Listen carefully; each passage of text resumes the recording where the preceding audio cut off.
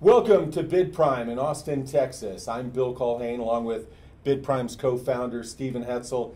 Exciting times here at BidPrime as the company approaches the 8th anniversary. Stephen, what's the big announcement?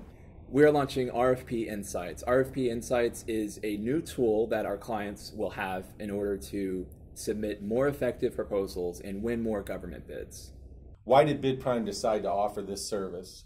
I talk to clients every day, and a lot of clients have actually asked us to fill out these FOIAs for them, these public information requests. They thought that if they had certain information, the award information, or maybe the proposal the incumbent winner had, or the contract terms, or even the scoring criteria that the government agency had, they thought that they would have had a leg up in winning in responding to RFPs. We've gone out and met with a number of clients, also visited with some of the experts in this field. David Snyder is an expert on FOIA. Marcia Matson from Mayor Brown, of course.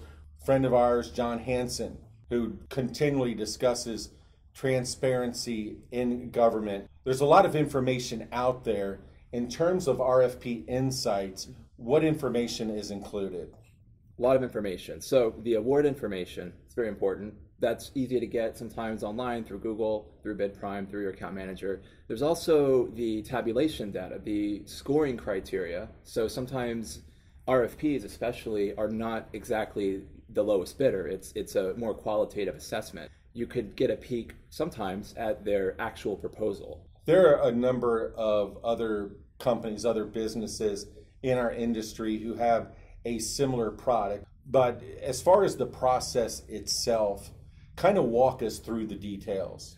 There are two scenarios where our clients could benefit from this. So we have, let's just say that there's an active RFP that comes out. It's issued in real time from our database on BidPrime on an alert. They get the RFP. You want to see who had this contract. Was there a previous vendor? Do a research request. See, is there an incumbent contract actually on this? And then if so, who has it? Who won it? How much was it for? What was the original scoring criteria 3 years ago, maybe when the actual contract was filled? What was the actual proposal that winning vendor submitted? So we can actually file that request. Those are really time sensitive because these requests sometimes take 10, 20, 30 or more days, and an RFP may have a 30-day response time. So that's like scenario one. The second scenario is for a RFP that one of our clients submitted a proposal for and they did not win. And they want to see who won, what did they win it for, what were the final contract terms. So the contract terms sometimes may differ from the actual RFP. And sometimes that's a reason for a dispute or for maybe a challenge to the award. Finally, they want to see the actual proposal from the vendor that won that RFP. And that is really valuable to see what did they write, what terms did they write that helped them win. So maybe our client can learn the next time they actually respond to an RFP similar to this, they can learn from what that entity did in order to win. There are differences between FOIA and then you have the 50 states across the United States, and each one have their own subtle differences when it comes to requests for information. I don't want you to go through all 50 states, but what are some of the key differences? Well, there's a big difference between FOIA and Public Information Act. FOIA requests oftentimes are a lot more expensive. So the processing fees may be in the thousands of dollars, $20,000. There's a lot of exorbitant fees and delays associated with the FOIA request for the federal side.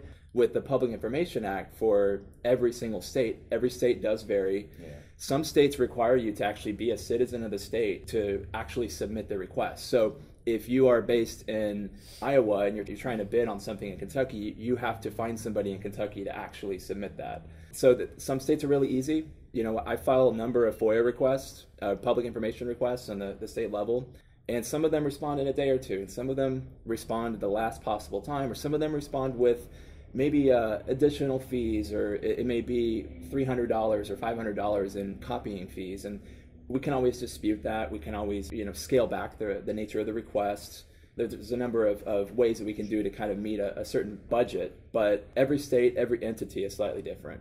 Who are the people at BidPrime who are going to help make RFP Insights happen? Our account managers are very well versed in navigating government websites, so they help our clients every day avoid having to pay these fees. Sometimes these ridiculous sign-up processes that they have. But we have developed relationships with public information experts. So these experts are actually on the ground. Some of these cases, I told you, we have to actually be on site. We've streamlined the process for our clients. We have developed these relationships with entities, with law firms that can actually submit this at a lower cost than it is for our clients to actually have an attorney file this on their own. A couple of times, Stephen, over the course of our conversation, I've heard you use the word anonymity. Why is anonymity important? It's important for our clients. It's something that they've asked for specifically as we were developing this product. The government agency will never know the actual identity of who is requesting this. So it'll all appear from BidPrime. And that's something that they thought was very valuable. And that's because it's a number of things. Maybe they don't want other vendors to know that they have this information. But then also, it's a qualitative assessment. You submit your RFP and you're making the government sometimes do extra work, and I understand that maybe the vendor doesn't want to be perceived as negatively having an advantage or having some extra information that gave them that advantage, where maybe they can score it differently on the qualitative assessment.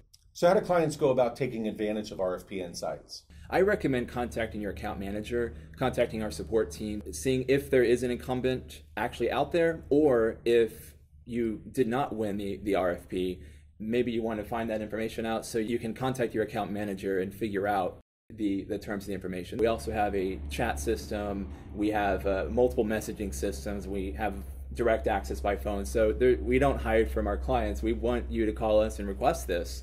We'll also develop more streamlined methods to obtain this information and request this information as more clients use this service. What are the costs and fees associated with RFP Insights? The cost is $799 for non-clients of BidPrime. So if you're not a client, that's what it is. But we've reduced the cost for our clients to where we're actually not doing this to profit from it. We're just trying to do it as a service to make sure that our clients are successful. So we're offering that at half the cost for $399 per request. That includes any information up to the following. It's the award information, the tabulations, the scoring criteria used by the agency, the final contract terms, including payments made over the last 12 or 24 months, if there was one, if there was an incumbent winner, and even the proposal that the winning vendor previously issued. For this cost of $399 for our clients for this request, BidPrime will pay up to $200 in the processing fees. And if it goes over that, we'll certainly let our clients know and we'll communicate that. But that's a rarity. We'll dispute it if necessary, if we think it's exorbitant. We'll do all that for our clients at $399. So there you have it. RFP Insights is on the way. On behalf of Stephen and everyone here at BidPrime, we sure do appreciate you taking a moment to watch the video. Please like and share this video. Please take a moment to subscribe to our YouTube channel.